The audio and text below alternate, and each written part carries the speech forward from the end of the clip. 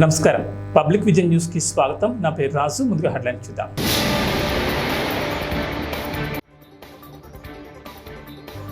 నా చెల్లి రోజమ్మ మనసు వెన్న, పుత్తూరులో సీఎం జగన్ ప్రసంగం.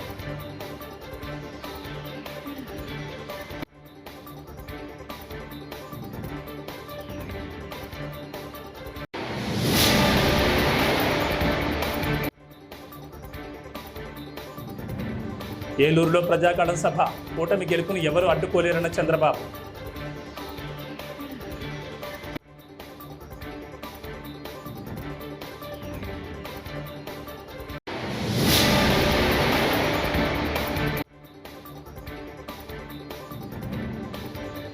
ఘనంగా సింహాద్రి అప్పన్న చందనోత్సవం, నిజరూప దర్శనానికి భారీగా తరలివచ్చిన భక్తజనం.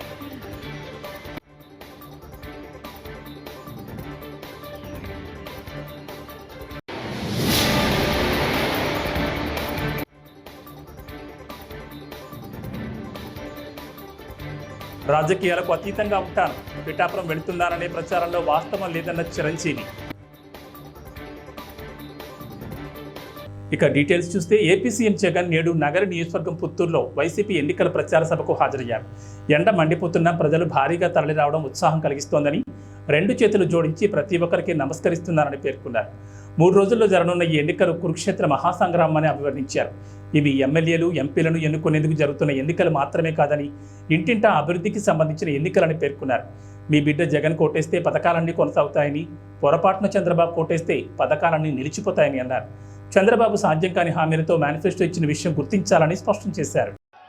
జగన్కు ఓటు వేస్తే పథకాలన్నీ కొనసాగింపు, ఇంటింటి అభివృద్ధి. అదే పొరపాటున చంద్రబాబుకు ఓటు వేస్తే పథకాలన్నింటి ముగింపు, మళ్ళీ మోసమే. ఇది చంద్రబాబు చెప్పిన సత్యం. సాధ్యం కాని హామీలతో ఆయన ఇచ్చిన మేనిఫెస్టోకు ఇది అర్థం. అందరూ కూడా ఈ విషయాలను ఉన్న పొరపాటున చంద్రబాబును నమ్మటము అనంటే కొండ చిలువ నోట్లో తలబెట్టడమే అన్నది. జ్ఞాపకం పెట్టుకోమని కోరుతా ఉన్నా. ఇవాళ మీ అందరితో కూడా ఈ విషయాలు చెబుతూ మీ అందరినీ కూడా ఆలోచన చేయమని కోరుతా ఉన్నా. మీ అందరినీ కూడా ఈరోజు నేను చెప్తా ఉన్న ఈ మాటలు, ఈరోజు నేను చెప్తా ఉన్న ఈ పనులు, ఈరోజు చెప్తా ఉన్న ఈ మార్పులు, ఇవన్నీ మనం గతంలో ఎప్పుడైనా చూశామా, మనకెప్పుడైనా గతంలో జరిగాయా అన్నది ప్రతి ఒక్కరిని కూడా ఆలోచన చేయమని అడుగుతా ఉన్నా. దేవుడి దయతో మీ అందరి చల్లని దీవెనతో ఈ 59 నెలల్లోనే జరగని విధంగా, రాష్ట్ర చరిత్రను ఎప్పుడు చూడని విధంగా మొట్టమొదటిసారిగా నా అక్క చెల్లెమ్మ నా అక్క చెల్లెమ్మల కుటుంబాలకు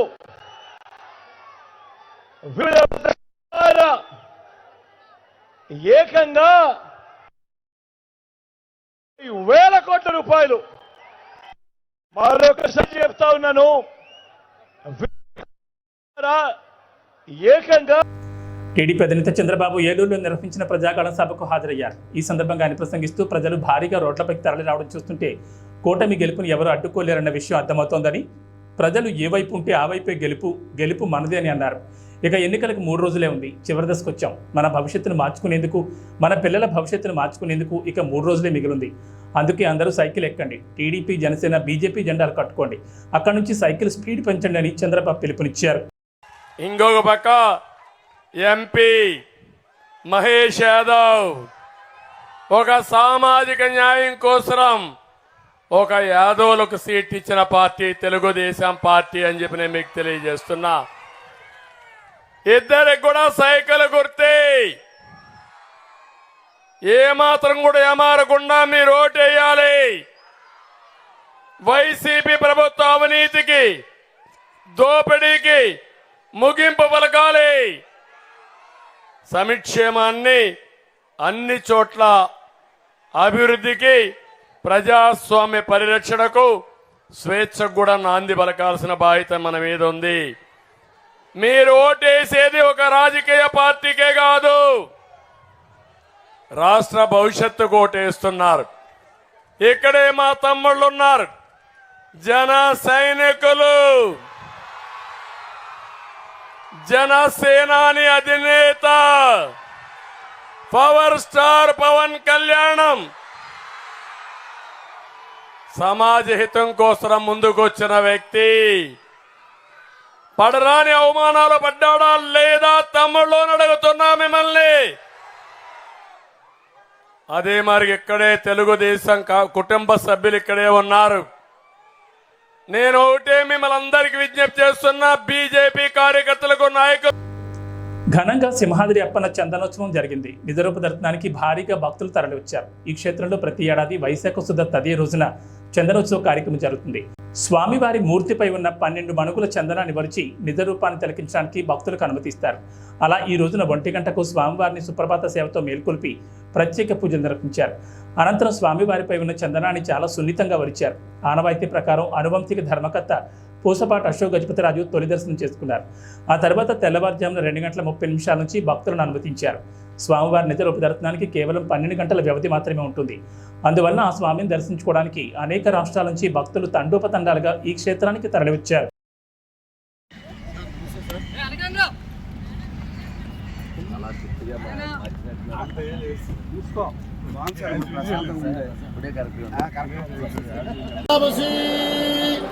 లక్ష్మీం క్షీరసముద్రరాజతనయాం శ్రీరంగధరమేశ్వరీం దాసీభూతసమస్తదేవరదాం గోవింద.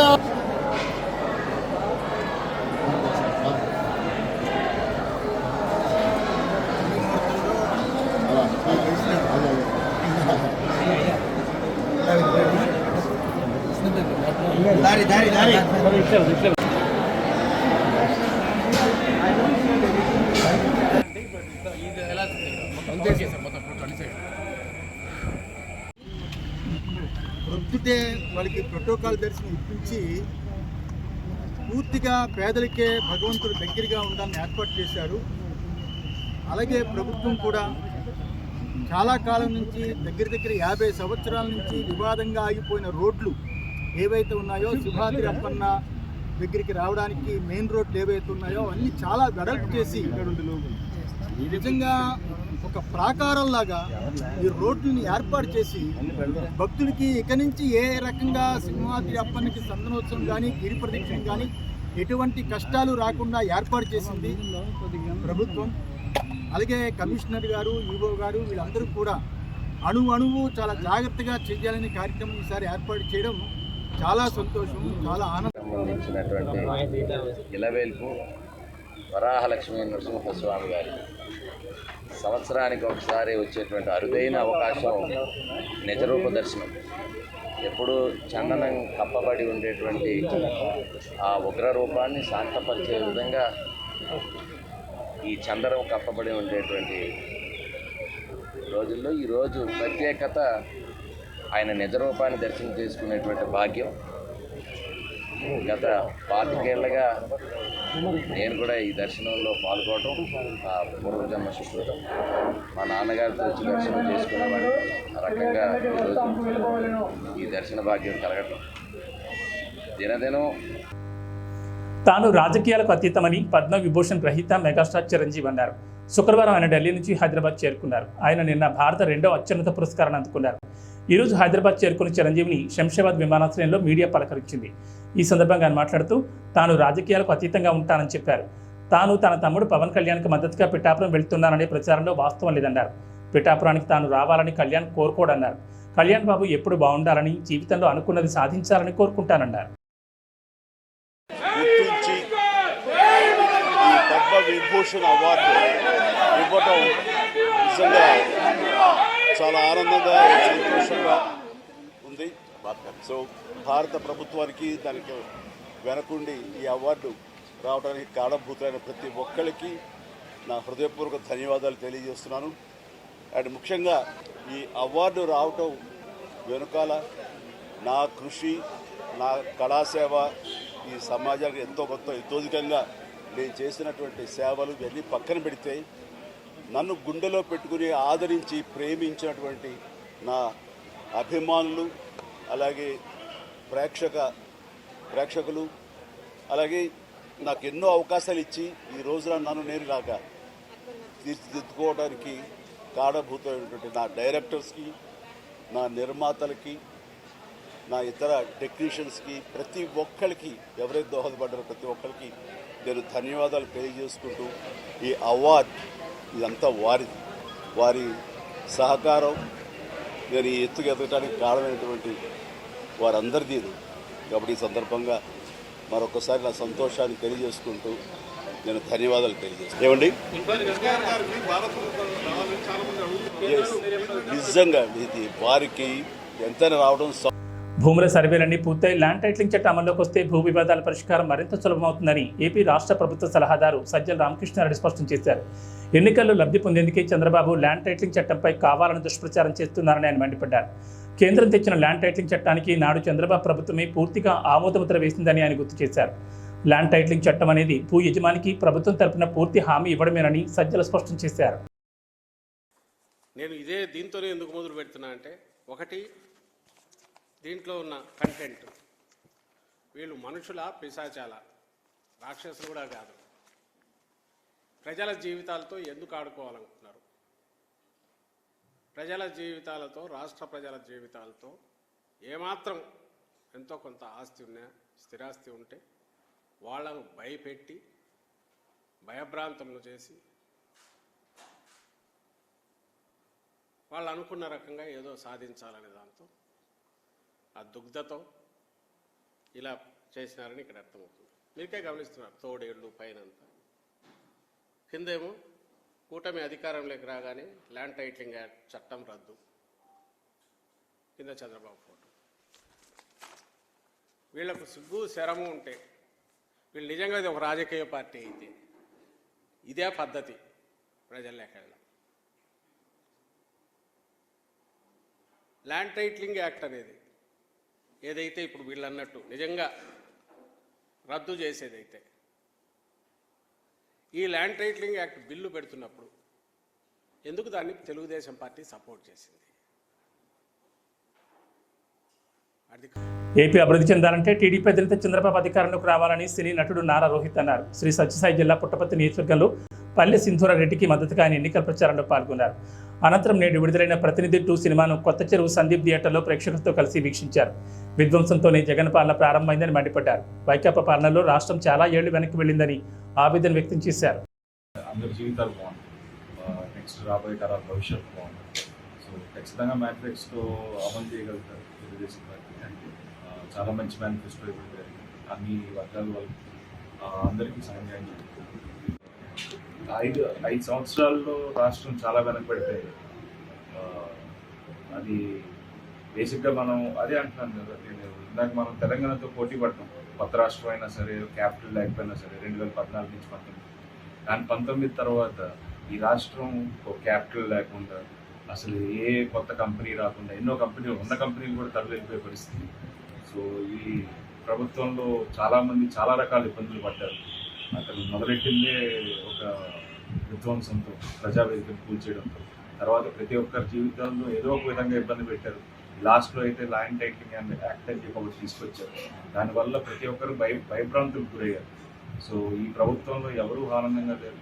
సో ఖచ్చితంగా ప్రజల్లో శ్రీకాకుళం నుంచి తిరగడం జరుగుతుంది. సో ఖచ్చితంగా ప్రజల్లో మార్పు కావాలి. చంద్రబాబు గారు అయితేనే న్యాయం చేయగలుగుతారు, ఈ రాష్ట్రాన్ని అభివృద్ధి పదంలో తీసుకెళ్తారని నమ్ముతారు. సో ఖచ్చితంగా చంద్రబాబు గారికి గెలిపిస్తారు. చాలా ఇంపార్టెంట్ ఈ సొసైటీకి. ఎందుకంటే రాయదుర్గం పట్టణంలో ఎమ్మెల్యే ప్రస్తుత బీజేపీ నాయకుడు కాపు రామచంద్రారెడ్డి శుక్రవారం మీడియాతో మాట్లాడారు.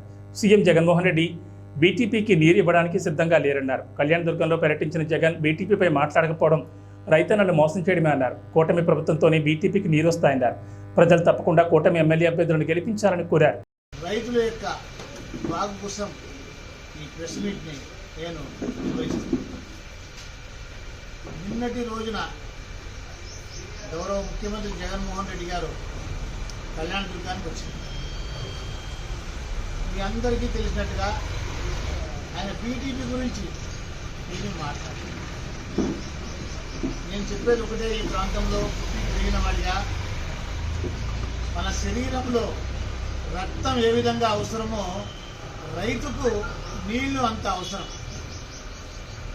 ఈరోజు బీటీపీ కింద రైతులు ఎంత ఇబ్బందులు పడుతున్నారో మనందరికీ తెలుసు. నేను ఈసారి ఎమ్మెల్యే అయిన తర్వాత 2019 నుంచినే ఎమ్మెల్యే గెలిచినప్పటి నుంచి కూడా ఆ బీటీపీకి ఆ నీళ్లు తెచ్చే విషయంలో నేను దాన్ని కదిలిస్తూనే ఉన్నా, దాన్ని ఫాలో అప్ చేస్తూనే ఉన్నా. 2019లోనే మన తోపుదుర్తి ప్రకాష్ రెడ్డి గారు, రాప్తాడు ఎమ్మెల్యే గారు, బీటీపీకి నీళ్లు అవసరం లేదు 2023లో జూలై 8వ తారీఖు జగన్మోహన్ రెడ్డి గారు ఇచ్చిన మాట ప్రకారం ఏమైనా జరిగినాయా, అక్కడ ఏమైనా మార్పు కనబడుతూ ఉందా? అధికారంలో ఉన్నప్పుడు 1-2 సార్లు మాటలు ఇచ్చి ఇప్పుడు ఎన్నికలు వచ్చినాయి. కనీసం ఎన్నికల టైంలో నేను ఇలా రాయదుర్గంలో మాట ఇచ్చాను, ఇలా కళ్యాణదుర్గంలో మాట ఇచ్చాను. విజయవాడ పశ్చిమ నియోజకవర్గాన్ని ఏపీలోనే ఆదర్శంగా మారుస్తానని బీజేపీ అభ్యర్థి సుజనా చౌదరి మరోసారి స్పష్టం చేశారు. విజయవాడ కాళేశ్వర మార్కెట్, హోల్సేల్ పూల మార్కెట్, వాణిజ్య సముదాయాల్లో ఆయన శుక్రవారం పర్యటించారు. వ్యాపారస్తులు, ముఠా కూలీల సమస్యలను అడిగి తెలుసుకున్నారు. తాను గెలిచిన తర్వాత పూల మార్కెట్ను ఆధునీకరించి అభివృద్ధి చేసే బాధ్యత తీసుకుంటానన్నారు.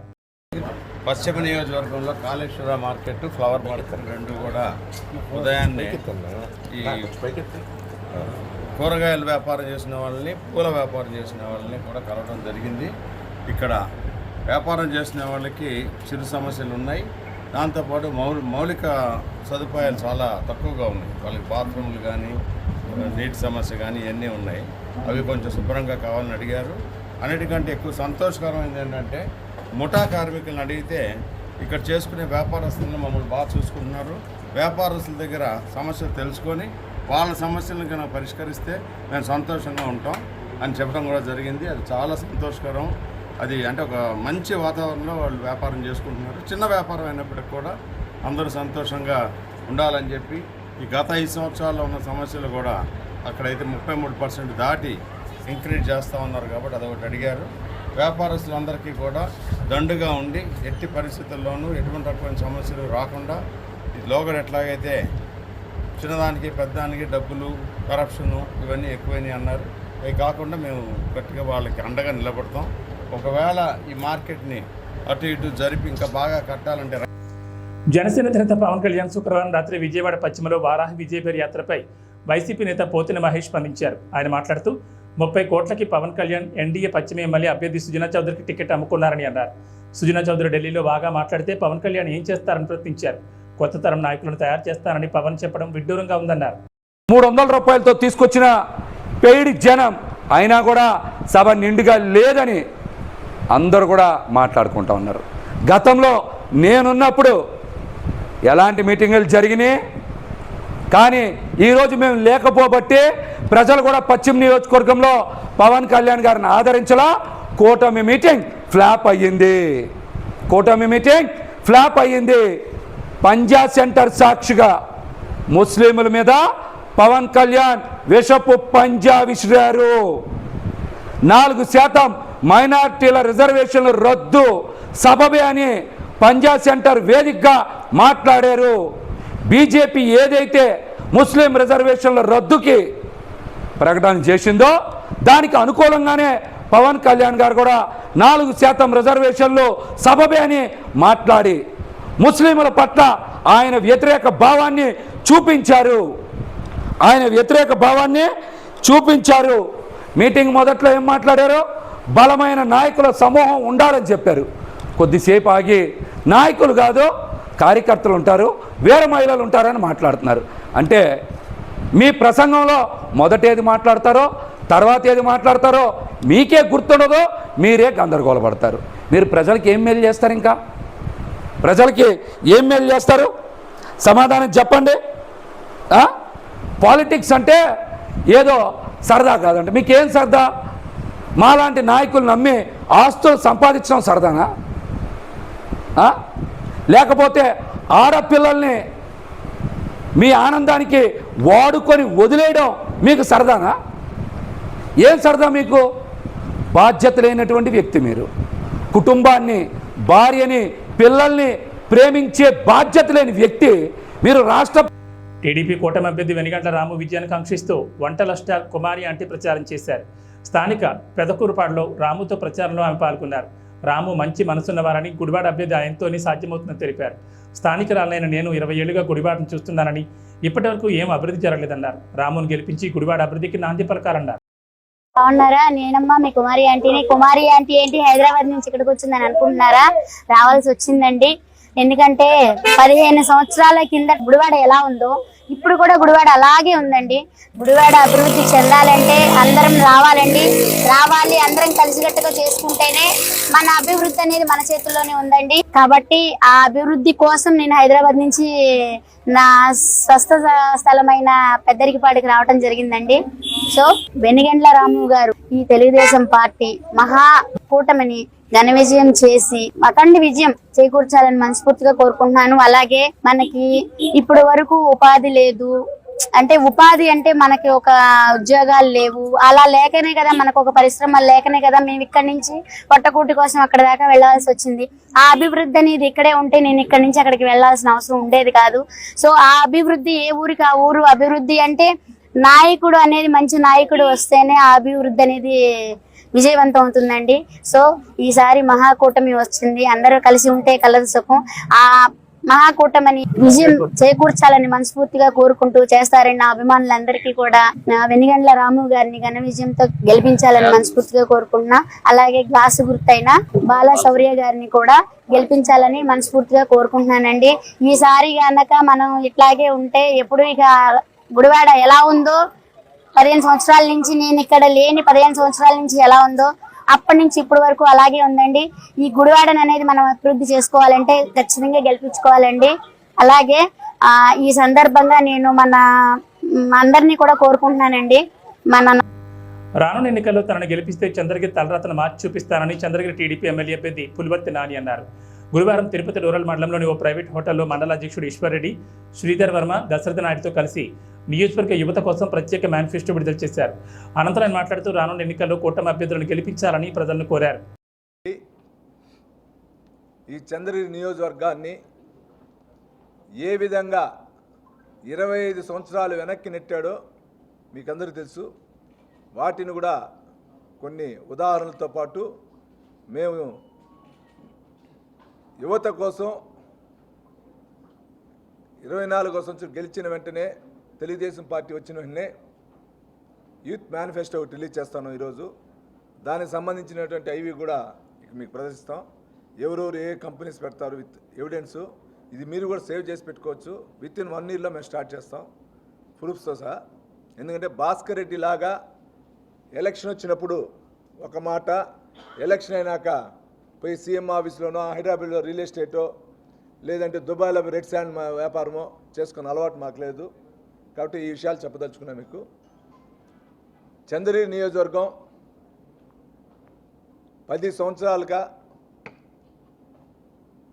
చెవిరెడ్డి భాస్కర్ రెడ్డి ఆయన కుటుంబం, ఎమ్మెల్యే చెవిరెడ్డి భాస్కర్ రెడ్డి అయిన కుటుంబ పాలనలో ఈరోజు చంద్రగిరి నియోజకవర్గం పోతా ఉంది ముందుకి. 2019లో ఎలక్షన్ అప్పుడు ఆయన గారు కానీ మేము కానీ కొన్ని వాగ్దానాలు చేశాం. అయితే దురదృష్టవశాత్తు ఒక్కసారి జగన్మోహన్ రెడ్డి గారు రావాలనో ఏదో అసంతృప్తితో ప్రజలు నన్ను ఓడించడం జరిగింది. ఆ రోజు చేసిన వాగ్దానాల్లో ఆయన గెలిచిన 3 నెలల్లో ఉమ్మడి మంగళం పంచాయతీకి తెలుగు గంగా వాటర్ ఇస్తా అన్నాడు. గెలిచిన 3 నెలల్లో ఉమ్మడి మంగళం పంచాయతీలో ఎవరెవరికైతే ఫ్లాట్లు అలాంటి పట్టాలు ప్రజా సమస్యల పరిష్కారమే లక్ష్యంగా పనిచేస్తున్న సిపిఐఎంఎల్ లిబరేషన్ పార్టీకి ప్రజలు అండగా నిలవాలని ఆ పార్టీ కేంద్ర కమిటీ సభ్యుడు నయనాన్శెట్టి మూర్తి అన్నారు. ఏలేశ్వరంలో పార్టీ అభ్యర్థులతో కలిసి ఆయన ఎన్నికల ప్రచారం నిర్వహించారు. ఈ సందర్భంగా ఆయన మాట్లాడుతూ 3 నక్షత్రాల గుర్తుకు ఓటు వేసి కాకినాడ ఎంపీగా బొగతా బంగారరాజును, ప్రత్తిపాడు ఎమ్మెల్యేగా ఏగుపాటి అర్జున్ రావులను గెలిపించాలని కోరారు. కాకినాడ పార్లమెంటు అభ్యర్థిగా బుగత బంగారావు గారు సిపిఎంఎల్ లిబరేషన్ పార్టీ తరఫున పోటీ చేస్తా ఉన్నారు. ఇదే పరిధిలో పార్లమెంటు పరిధిలో ప్రతిపాడు నియోజకవర్గం నుండి ఏగుపాటి అర్జునరావు గారు పోటీ చేస్తూ ఉన్నారు. ప్రజల కోసం పోరాడుతూ ప్రజల కోసం త్యాగాలు చేస్తూ అనేక ఉద్యమాల్లో పాల్గొన్న కీర్తిగల నాయకులుగా వీరు ఈ రోజున ప్రజల ముందుకు వచ్చి పార్లమెంటు ఎన్నికల్లోనూ అసెంబ్లీ ఎన్నికల్లోనూ పోటీ చేస్తూ ఉన్నారు. వీరిని గెలిపించవలసిందిగా ప్రజలకి విజ్ఞప్తి చేస్తూ ఉన్నాం. ఈ ఎన్నికలు దేశ ప్రజల భవిష్యత్తుని నిర్దేశించే ఎన్నికలుగా మేము భావిస్తూ ఉన్నాం. ఎందుకంటే గత 10 సంవత్సరాలుగా 2014 నుండి ఇప్పటి వరకు పాలన కొనసాగిస్తున్న బీజేపీ పార్టీ మోడీ ప్రధానమంత్రిగా కొనసాగించిన పాలన ప్రజలు చూశారు. ధరలు పెరిగిపోయాయి, నిరుద్యోగం పెరిగిపోయింది, ఆర్థిక వ్యవస్థ కుంగిపోయింది, అలాగే వ్యవసాయం అంతా కూడా సంక్షోభంలో కూరుకుపోయిన పరిస్థితులు మనం చూసాం. నోట్ల రద్దు, జీఎస్టీ వంటి ఆర్థిక ఈ వార్తలు ఇంతటితో సమాప్తం. నమస్కారం.